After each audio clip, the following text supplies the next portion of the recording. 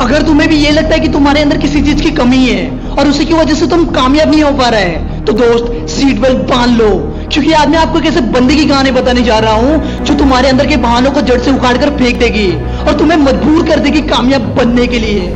11 अप्रैल 2011 की रात कुछ गुंडों ने एक लड़की को चलती हुई ट्रेन से बाहर फेंक दिया।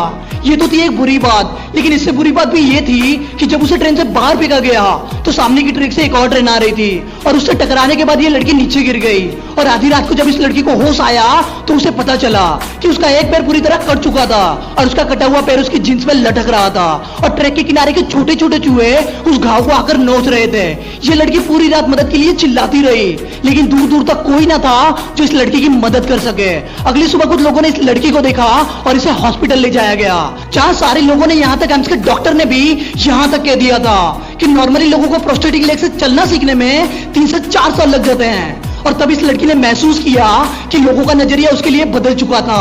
लोग उसे अपाहिज समझकर सिंपैथी की नजर से देख रहे थे और यही बात इस जिद्दी लड़की को मंजूर नहीं थी। और हॉस्पिटल के बेड पे पड़े पड़े इस लड़की ने फैसला किया कुछ ऐसा करने का जो लोग दोनों पैर होने के बावजूद करने की हिम्मत नहीं करते। इस लड़की ने फैसला किया था माउंट एवरेस्ट चढ़ने का। इस लड़की ने माउंट एवरेस्ट चढ़ने की ट्रेनिंग भी स्टार्ट कर दी, लेकिन कहते हैं ना, कहने में और करने में बहुत ही फर्क होता है। इस लड़की ने ट्रेनिंग तो स्टार्ट कर दी, लेकिन उसके घाव ठीक से भरे नहीं थे, इसलिए थोड़ी दूर चलने के बाद ही उसके घाव से खून निकलने लगते थे। लेकिन इस लड़की ने हार नहीं माना और हर तरह का दर्द सह के अपनी ट्रेनिंग खत्म की और अब वो तैयार हो चुकी थी माउंट एवरेस्ट चढ़ने के लिए। लेकिन इस लड़की की नकली टांगे देखकर शेरपा ने उसे अपने साथ ऊपर ले जाने से मना कर दिया। लेकिन इस जिद्दी लड़की की हिम्मत और जज्बे को देखकर शेरपा को भी हार मानना पड़ा और फिर शुरू होती है माउंट एवरेस्ट की चढ़ाई।